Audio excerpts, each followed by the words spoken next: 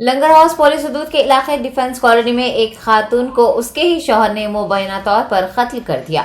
जराये ने बताया कि 32 साल करीमा बेगम नामी खातून एक प्राइवेट स्कूल टीचर थी और उसके शौहर मोहम्मद यूसुफ के दरमियान अक्सर मामूली बातों पर झगड़ा हुआ करता था।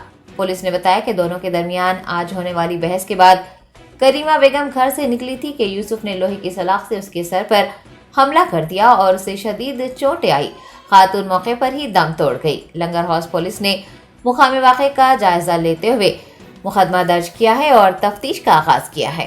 आज सुबह 9:15 को हमारे को डीजी 100 कॉल से एक कॉल आया कि अटेम्प्ट मर्डर हुआ है डिफेंस कॉलोनी में।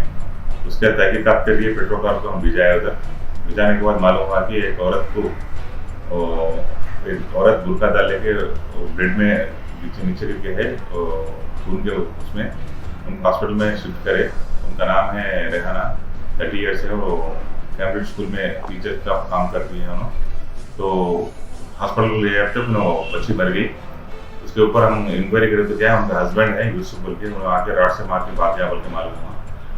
और उसका हस्बैंड को उनको 7 साल का नीचे मैरिज हुआ और 7 साल से भी उनको ऊपर अंदर डिस्टर्बेंसेस है। उन्होंने अभी 1-1.5 साल से उनके अम्मा के घर में रह रहे थे डिफेंस कॉलोनी में। यहाँ कैम्ब्रिज स्कूल में टीचर काम करते हुए हम जी रहे और हम इंक्वायरी कर रहे। तो यूसुफ के लिए हम ढूंढ रहे। हम ढूंढ के जल्दी उनको पकड़ के रिमांड कर देते। ये इनका नाम क्या है सर जो डेथ हुआ? रहीमा, उनका नाम करीमा है, 30 ईयर्स है।